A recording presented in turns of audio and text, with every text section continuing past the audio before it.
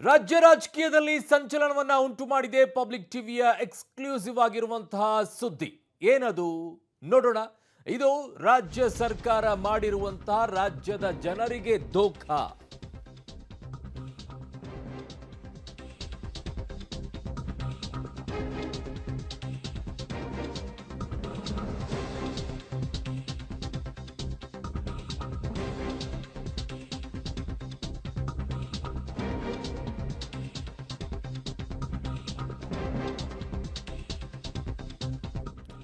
ರಾಜ್ಯ ರಾಜಕೀಯದಲ್ಲಿ ಸಂಚಲನವನ್ನ ಸೃಷ್ಟಿಸಿದೆ ಪಬ್ಲಿಕ್ ಟಿವಿಯ ಎಕ್ಸ್ಕ್ಲೂಸಿವ್ ಆಗಿರುವಂತಹ ವರದಿ. ಆನೆ ದಾಳಿಯಿಂದ ಮೃತಪಟ್ಟ ಕೇರಳದ ವ್ಯಕ್ತಿಗೆ ಕರ್ನಾಟಕ ಸರ್ಕಾರ ಪರಿಹಾರವನ್ನ ಕೊಟ್ಟಿರುವಂತಹ ಸುದ್ದಿಯನ್ನ ಪಬ್ಲಿಕ್ ಟಿವಿ ಪ್ರಸಾರ ಮಾಡಿರೋದು. ಬಿಗ್ ಬುಲೆಟಿನ್ನಲ್ಲೂ ಕೂಡ ವಿವರವಾದ ಸುದ್ದಿಯನ್ನ ಪಬ್ಲಿಕ್ ಟಿವಿ ಪ್ರಸಾರವನ್ನ ಮಾಡಿತ್ತು. ರಾಜ್ಯ ರಾಜಕೀಯದಲ್ಲಿ ಇದು ಸಂಚಲನವನ್ನ ಸೃಷ್ಟಿ ಮಾಡಿದೆ.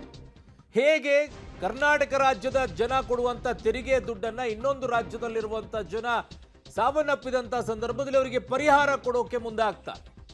ಹೇಗೆ ಸಾಧ್ಯವಾಗುತ್ತೆ? ಇದು ಓನ್ಲಿ ಇನ್ ಕರ್ನಾಟಕ ಮಾತ್ರ. ಧೈರ್ಯವಾಗಿ ಪ್ರಶ್ನಿಸಿ ಅಂತ ಹೇಳುವಂತ ಸರ್ಕಾರ ಧೈರ್ಯವಾಗಿ ಉತ್ತರವನ್ನ ಕೊಡೋಕು ಕೂಡ ಮುಂದೆ ಆಗಬೇಕು. ಧೈರ್ಯವಾಗಿ ಉತ್ತರವನ್ನ ಕೊಡಿ. ಗುಲಾಮಗಿರಿಯ ಸಂಕೇತ ಅನ್ನುವಂಥ ಮಾತನ್ನ ಕೈ ಮುಗಿದು ಒಳಗಡೆಗೆ ಬಾ ಅನ್ನೋದಾದ್ರೆ ಇದು ಗುಲಾಮಗಿರಿಯ ಸಂಕೇತವೇ? ನನ್ನ ಪೊಲಿಟಿಕಲ್ ಬ್ಯೂರೋ ಹೆಡ್ ಆಗಿರುವಂತಹ ರವೀಶ್ ನನ್ನೊಂದಿಗೆ ಈಗ ನೇರ ಸಂಪರ್ಕಕ್ಕೆ ಸಿಗ್ತಾ ಇದ್ದಾರೆ. ರವೀಶ್, ರಾಜ್ಯ ರಾಜಕೀಯದಲ್ಲಿ ಈಗ ಒಂದು ದೊಡ್ಡ ಸಂಚಲನವನ್ನ ಸೃಷ್ಟಿ ಮಾಡಿದೆ ಈ ಸುದ್ದಿ. ಹೀಗಿರುವಂತ ಸಂದರ್ಭದಲ್ಲಿ ರಾಜ್ಯ ಸರ್ಕಾರ ಇದಕ್ಕೆ ಹೇಗೆ ತೇಪೆ ಹಚ್ಕೊಳ್ತಾ ಇದೆಯೋ ಅಥವಾ ಇದನ್ನೂ ಭಂಡತನದಿಂದ ಸಮರ್ಥನೆಯನ್ನ ಮಾಡಿಕೊಳ್ತಾ ಇದೆಯೋ?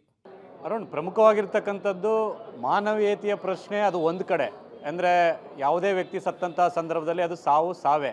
ಹಾಗಾಗಿ ಅದು ಮಾನವೀಯತೆ ಒಂದು ಕಡೆ ಆದರೆ, ಎಲ್ಲೋ ಒಂದು ಕಡೆ ರಾಜಕಾರಣವೂ ಕೂಡ ಇದರಲ್ಲಿ ಮಿಳಿತ ಆಗ್ತಾ ಇದೆ ಅನ್ನೋದು ಕೂಡ ಸ್ಪಷ್ಟವಾಗ್ತಾ ಇದೆ.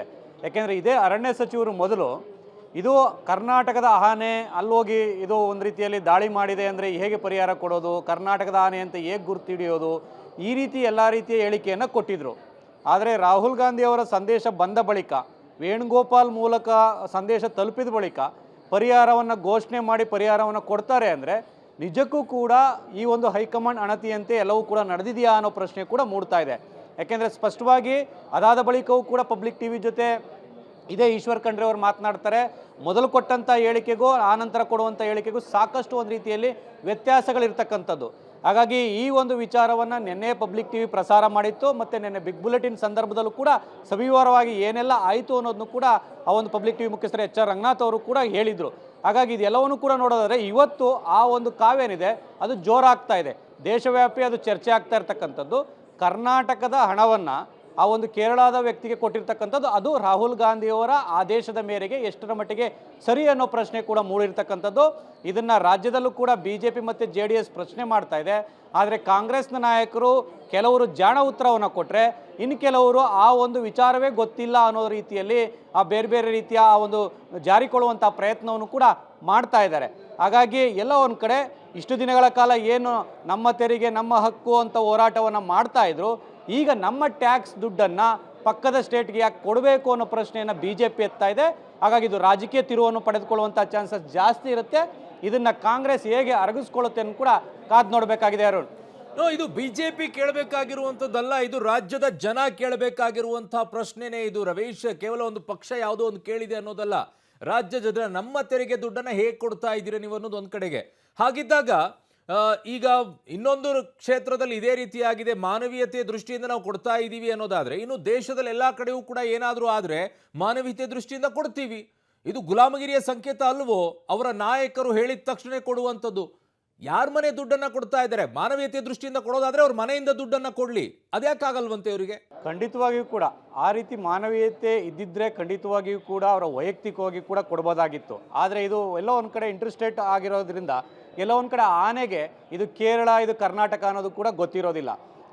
ಅರಣ್ಯ ಇಲಾಖೆ ಮಾಹಿತಿ ಪ್ರಕಾರ ಎಲ್ಲೋ ಒಂದು ಕಡೆ ಬೇಲೂರಿನಲ್ಲಿ ಹಿಡಿದಂಥ ಆನೆಗೆ ರೇಡಿಯೋ ಕಾಲರ್ ಹಾಕಿದ್ವಿ. ಆ ಆನೆ ಹೋಗಿ ಕೇರಳದ ವಯನಾಡು ಆ ಒಂದು ಪ್ರದೇಶಕ್ಕೆ ತಲುಪಿದೆ. ಆ ಸಂದರ್ಭದಲ್ಲಿ ಅದು ಗೊತ್ತಾಗಿದೆ ಅನ್ನೋ ಮಾಹಿತಿಗಳನ್ನು ಕೊಡ್ತಾ ಇದ್ದಾರೆ. ಹಾಗಾಗಿ ಆ ಆನೆಗೆ ಇದು ಕೇರಳ ಇದು ಕರ್ನಾಟಕ ಅನ್ನೋದು ಗೊತ್ತಾಗೋದಿಲ್ಲ. ಆದರೆ ನಿಯಮಾವಳಿ ಪ್ರಕಾರ ಏನೆಲ್ಲ ಇತ್ತು ಅದನ್ನು ರಾಜ್ಯ ಸರ್ಕಾರ ಮಾಡಬೇಕಾಗಿತ್ತು. ಆದರೆ ರಾಹುಲ್ ಗಾಂಧಿ ಅವರ ಅಣತಿ ಮೇರೆಗೆ ಈ ರೀತಿ ಮಾಡಿರ್ತಕ್ಕಂಥದ್ದು ಎಷ್ಟರ ಮಟ್ಟಿಗೆ ಸರಿ ಅನ್ನೋದು ಪ್ರಶ್ನೆ ಆಗಿರ್ತಕ್ಕಂಥದ್ದು. ಯಾಕೆಂದರೆ ನಿನ್ನೆ ಸಮಾಜ ಕಲ್ಯಾಣ ಇಲಾಖೆ ಆ ಒಂದು ದೇಗುಲ ಇದು ಕೈ ಮುಗಿದು ಒಳಗೆ ಬನ್ನಿ ಅನ್ನೋದನ್ನು ಕೂಡ ತೆಗೆದುಹಾಕಿ ಅಲ್ಲಿ ಎಲ್ಲ ಒಂದು ಕಡೆ ಧೈರ್ಯವಾಗಿ ಪ್ರಶ್ನಿಸಿ ಅಂತ ಏನು ಮಾಡಿತ್ತು, ಗುಲಾಮಗಿರಿಯ ಸಂಕೇತ ಅಂತ ಅಲ್ಲೇ ಹೇಳ್ತಾ ಇತ್ತು. ಇದೇನು ಅನ್ನೋ ಪ್ರಶ್ನೆಯನ್ನು ಕೂಡ ಜನರು ಮಾಡ್ತಾ ಇರ್ತಕ್ಕಂಥದ್ದು, ವಿಪಕ್ಷಗಳು ಕೂಡ ಅದನ್ನೇ ಮಾಡ್ತಾ ಇದೆ. ಹಾಗಾಗಿ ಆ ಕಾರಣಕ್ಕೋಸ್ಕರವಾಗಿ ಕಾಂಗ್ರೆಸ್ ಇದನ್ನು ಯಾವ ರೀತಿ ಸಮರ್ಥನೆ ಮಾಡ್ಕೊಳ್ತಾ ಇದೆ ಮತ್ತು ಇದನ್ನು ಹೇಗೆ ಅರಗಿಸ್ಕೊಳ್ತಾ ಇದೆ ಕೂಡ ಕಾದು ನೋಡಬೇಕಾಗುತ್ತೆ. ಒಂದಂತೂ ಸತ್ಯ, ಜನರು ಕೂಡ ಇದನ್ನೇ ಪ್ರಶ್ನೆ ಮಾಡ್ತಾ ಇದ್ದಾರೆ. ಒಂದು ವೇಳೆ ಏನಾದರೂ ಕೇರಳದ ಆನೆ ಕರ್ನಾಟಕದ ವ್ಯಕ್ತಿಯನ್ನು ದಾಳಿ ಮಾಡಿ ಈ ರೀತಿ ಘಟನೆ ಆಗಿದ್ರೆ ಕೇರಳದವರು ಪರಿಹಾರವನ್ನು ಕೊಡ್ತಾ ಇದ್ರ ಅನ್ನೋ ಪ್ರಶ್ನೆಯೂ ಕೂಡ ಮೂಡುತ್ತೆ. ಇದಕ್ಕೆ ಕಾಂಗ್ರೆಸ್ನ ನಾಯಕರೇ ಉತ್ತರಿಸಬೇಕಾಗತ್ತೆ. ಅರುಣ್, ರವೀಶ್, ನಿನ್ನೆ ಸರ್ಕಾರ ಹೇಳ್ತಾ ಇದ್ದಿದ್ದು ಧೈರ್ಯವಾಗಿ ಪ್ರಶ್ನಿಸಿ ಅಂತ ಹೇಳಿ, ಈಗ ಧೈರ್ಯವಾಗಿ ಉತ್ತರಿಸಿ ಅಂತ ನಾವೇ ಕೇಳಬೇಕಾಗಿದೆ. ಒಂದು ಅಭಿಯಾನನೇ ಶುರು ಮಾಡಬೇಕಾಗಿದೆ ಇಂತಹ ವಿಚಾರಗಳಿಗೆ. ಧನ್ಯವಾದಗಳು ರವೀಶ್, ಇಷ್ಟೊತ್ತು